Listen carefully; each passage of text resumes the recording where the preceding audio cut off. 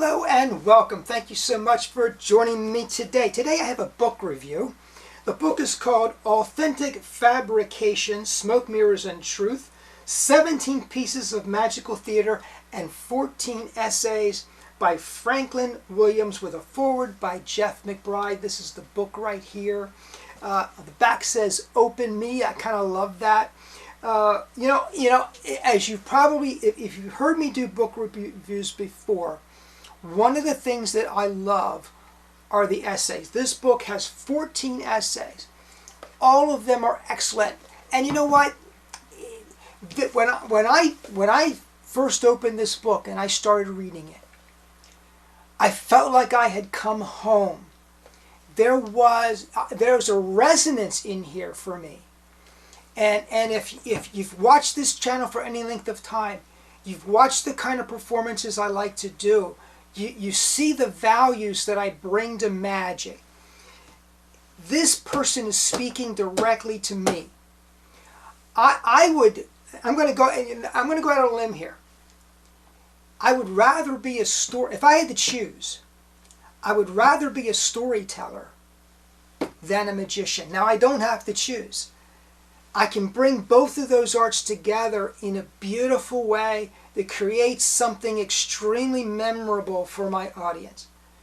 And that's what I do. And that's what he does.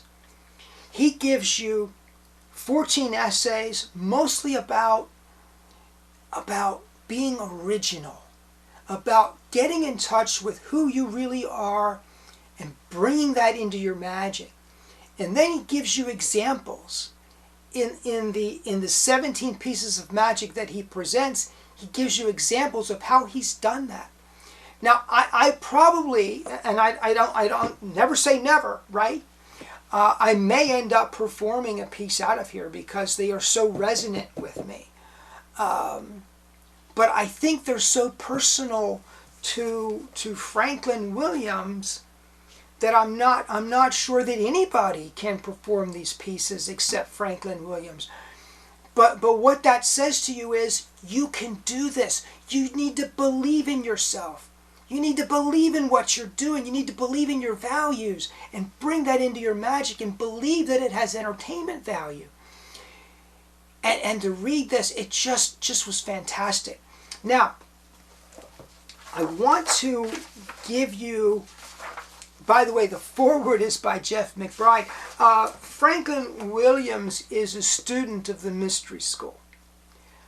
I think that the Mystery School is going to be at least as important, if not more important, than the Chavez School as we progress through history.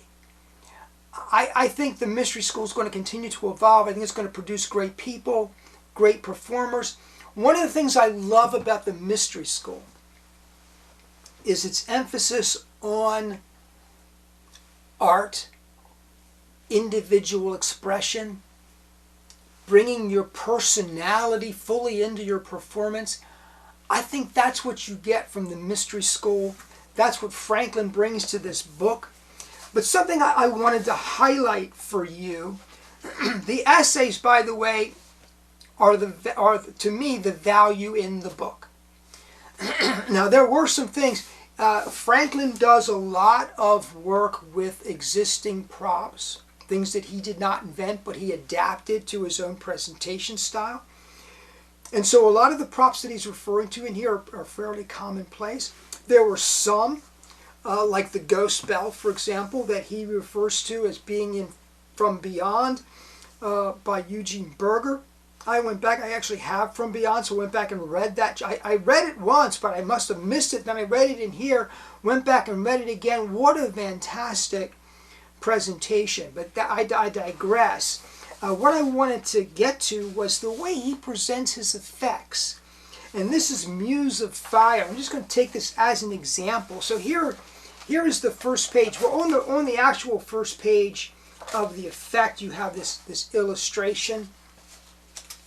But then he has sort of an outline. So he has the title, then the magical effect, the story effect, the preface, the notes, the venue it's most appropriate for, the props. Now, you know, many of you have written to me and said, David, your outline for creating effects, for outlining effects, can you send that to me? I've offered that many times on this video.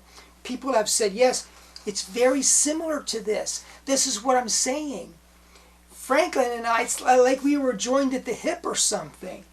I resonate so much not only with his philosophy and his approach and his values, but the way he approaches magic in general. So he outlines it this way, so you get a real sense for what this effect is and where it's appropriate and what you need in order to do the effect and where you're going with your story and the magical effect itself. I love this. Every performer should be doing this. Every single one of you. Then over here, he gives you the script alone. So he gives you this outline. Then he gives you the script. So you just read through the script. Now, I know there's still debate in magic about scripts, you know. Personally, my scripts evolve. I do use scripts. Of course I use scripts. But the script I'm using today for a particular effect is vastly different than the script I used last year for the same effect. It evolves because as you're performing, that thing is evolving organically. But here on the next page, he gives you the script with instructions. So you're getting the script and the choreography, what you're supposed to be doing to make the effect happen. So every effect in the book is presented this way. And I think it's just outstanding. Now, you know, if you're familiar with the mystery school, the Eugene Berger kind of school, the Jeff McBride type of emphasis, you might think I'm talking about a particular genre of magic, namely bizarre, right? But not necessarily. He doesn't consider himself a bizarrist. I think any magician, and he makes the point in this book, any magician can and should bring their personality, bring story into the effect. You know, it's about the story, man. It's about the story. Now, when I read this book, you know, I called the author. By the way, I'm going to try to get the author on for an interview. And he agreed to do it, so hopefully I'll get him on soon. But when I didn't speak to him, I was corresponding with him, and I told him how resonant this was with me. And when I first picked it up and started reading it, I felt like this is the only one of its kind. And then as I thought about it, I remembered there have been other books that have that have impacted me similarly, and I want to share some of those with you. Tales of Enchantment, The Art of Magic by Walt Anthony. Tales of Enchantment, The Art of Magic by Walt Anthony, published by Leaping Lizard Magic. Let me find out if the year is in here. 2010, copyright 1996.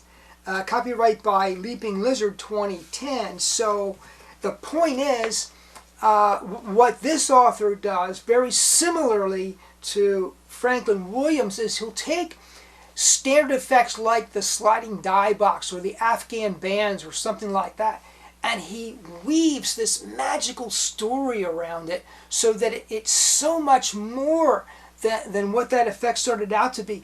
And again, these examples in here are so very personal to Walt Anthony that I'm not sure that I can necessarily lift the whole presentation out of the book and do it, but it inspires you to create your own work. Now let me go back in time a little bit more. There's this person by the name of Eugene Poink. This is him right here, Eugene Poink.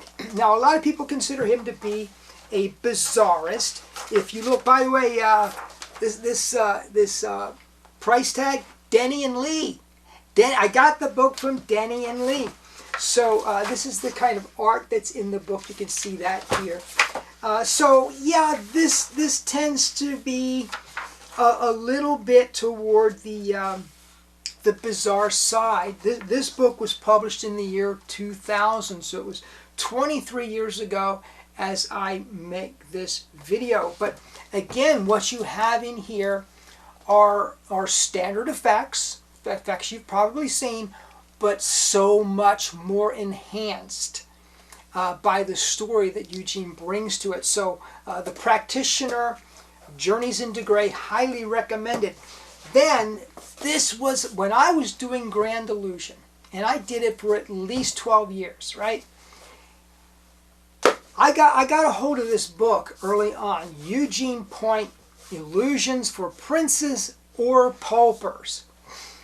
I built several illusions out of this. Is a book, by the way, this is a book of standard magic. This is for the Grand Illusionist right here. And I built several of these, and I performed them, and I did them very similarly to the presentation that Eugene designed in here, and the audience impact was phenomenal.